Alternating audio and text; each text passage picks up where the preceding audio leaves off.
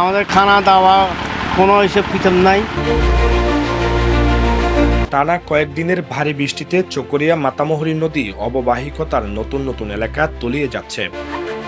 কোমর সমান পানিতে ডুবে গেছে বসতবাড়ি, দোকানপাট, সড়ক এবং বিভিন্ন শিক্ষা প্রতিষ্ঠান। ঘরে পানি ঢুকে পড়ায় নিরাপদ আশ্রয়ের খোঁজে ছুটছেন অনেক পরিবার। নিত্য প্রয়োজনীয় কাজ থেকে শুরু করে যাতায়াত সবকিছুতেই বেড়েছে মানুষের দুর্ভোগ। এখন বন্যার যদি চলতে দেয় আর গরম মাথা অলরেডি পানি ঢুকবে তখন আর বেশি কষ্ট তাতে এখন পানির গদ দলে এর বেশি কষ্ট আর নেবারে চলুন না ভারির বাইরের নেবারি অনেকে দোকানে দাঁড়া নেবারির গরম গরম লাইন নেবারি। এই বাড়িতে এক হাঁটু পানি, আজকে এক কোমর পর্যন্ত হয়ে গেছে। থাকা খাওয়ার কোনো হিসেব নেই, রান্না করার কোনো সুযোগ নাই, অবকাশ নাই। সারা রাত ঘুমাতে পারি নাই পানির কারণে। বাড়িঘরের আসবাবপত্র থেকে শুরু করে অনেক কিছু পানিতে ভিজে নষ্ট হয়ে গেছে। বাড়িতে এখন এক কোমর পানি, সবাই পানিবন্দী। সবাই আমরা খাদ্য সংকটে আছি, যোগাযোগ সংকটে আছি, বিভিন্ন সমস্যা নিয়ে আছি। আপনাদের মাধ্যমে আমাদের অনুরোধ, চকরিয়া উপজেলা প্রশাসন তথা মন্ত্রী মহোদয়ের কাছে আমাদের অনুরোধ, যত দ্রুত সম্ভব আমাদের এই পানি নিষ্কাশনের ব্যবস্থা করা হোক। সবচেয়ে বেশি ক্ষতির মুখে পড়েছে চকরিয়া সরকারি কলেজ ক্যাম্পাসের বিভিন্ন অংশ কোমর সমান পানিতে তলিয়ে গেছে। পানিতে ডুবে রয়েছে একাধিক শ্রেণীকক্ষ ও প্রশাসনিক ভবন। ফলে বন্ধ হয়ে পড়েছে কলেজের স্বাভাবিক প্রশাসনিক কার্যক্রম এবং শিক্ষা কার্যক্রমও ব্যাহত হচ্ছে। এদিকে পরিস্থিতি মোকাবেলায় প্রশাসন প্রস্তুত রয়েছে বলে জানিয়েছে জেলা প্রশাসন। প্লাবনের ঝুঁকিতে থাকা এলাকাগুলোতে প্রয়োজনীয় প্রস্তুতি গ্রহণের নির্দেশ দেওয়া হয়েছে।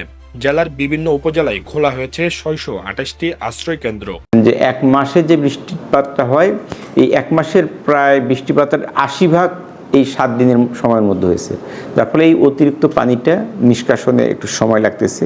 এই জলাবদ্ধতার কারণে মূলত বন্যার মতো দেখা যাচ্ছে। এর পাশাপাশি বান্দরবন থেকে যে অতিরিক্ত বৃষ্টিপাতের কারণে সেই পানির ঢলটা মাতামুহুরী নদী দিয়ে এসে আমাদের চকরিয়া, পেকুয়া, মাতামুহুরী, রামু এই অঞ্চলটাকে প্লাবিত করেছে।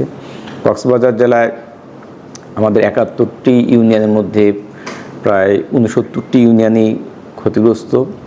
প্রায় 2 থেকে 2.5 লক্ষ লোক পানিবন্দী আছে। তবে সৌভাগ্যের বিষয় যে কালকে থেকে বৃষ্টি অনেকটা কমে গেছে, পানি দ্রুত নেমে যাচ্ছে। আমাদের কক্সবাজারের জন্য সরকারের পক্ষ থেকে ইতিমধ্যে 30 লক্ষ টাকা এবং 450 মেট্রিক টন চাল বরাদ্দ দেওয়া হয়েছে। মাননীয় প্রধানমন্ত্রী নিজেও কিছুক্ষণ আগে আমাদের সাথে নির্দেশনা প্রদান করেছেন, সার্বিক বিষয় শুনেছেন।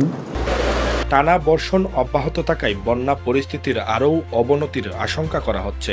জোয়ারের পানি ও উজান থেকে নেমে আসা ঢলে নদ নদীর পানিও বাড়ছে। এতে জেলার 2 লক্ষাধিক মানুষ বন্যার ঝুঁকিতে রয়েছেন। এখন পরিস্থিতির দিকে নজর রাখছে প্রশাসনের পাশাপাশি স্থানীয় বাসিন্দারাও। সাইদুর রহমান শিমুল, চিটাগং ট্রিবিউন।